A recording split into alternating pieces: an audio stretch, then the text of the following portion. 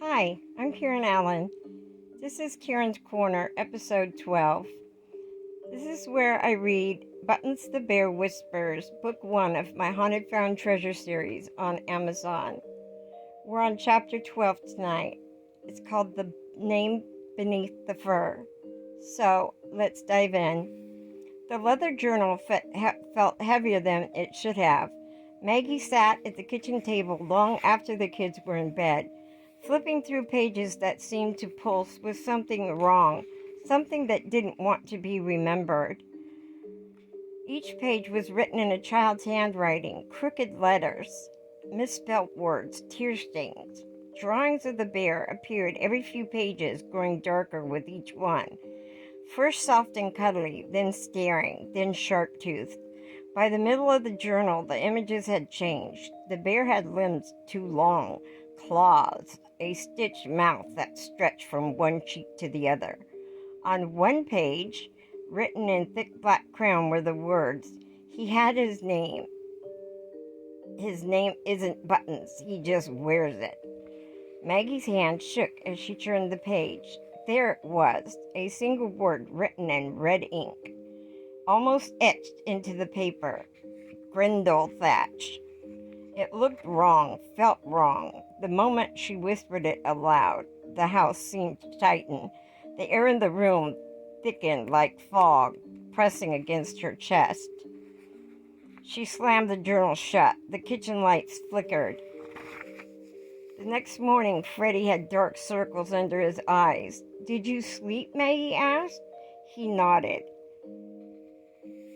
but didn't meet her gaze. "I had a dream," he said. She knelt beside him.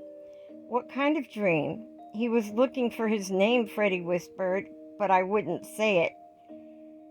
Maggie's stomach churned. "Do you remember what it was?" Freddie blinked. "No." She hugged him tightly. "Good, don't remember it." But she knew that was too much to hope for. Later that day, Maggie called Elias Redgrave again. "I found the name," she said. "Grendel Thatch." There was silence on the line. Then, "You spoke it?"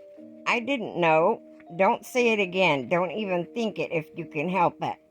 Once a name is spoken, it gives it ground, identity, purpose." Maggie swallowed. "Then what do I do with it?"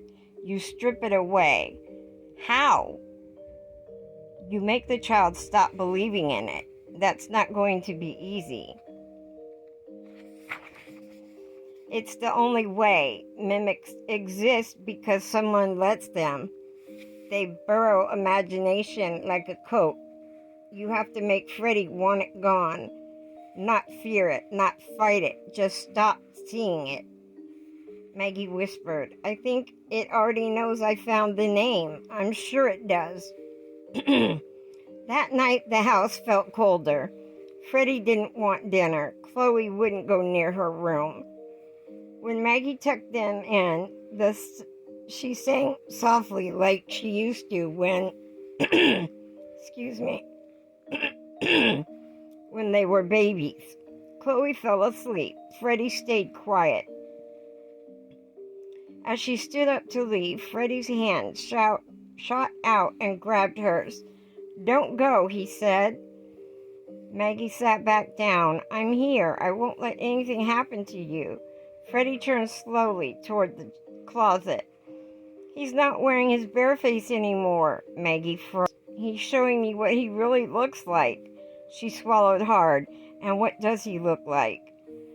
Freddie stared at the ceiling, like something someone tried to forget. After midnight, Maggie woke to the sound of footsteps, not running, not stomping, but dragging, like someone was pulling their feet across the floor. She followed the sound through the hallway, down the stairs, toward the attic door. It was open, the light was on, and sitting on the top step, facing her, was the bear. Oh, what had once been the bear?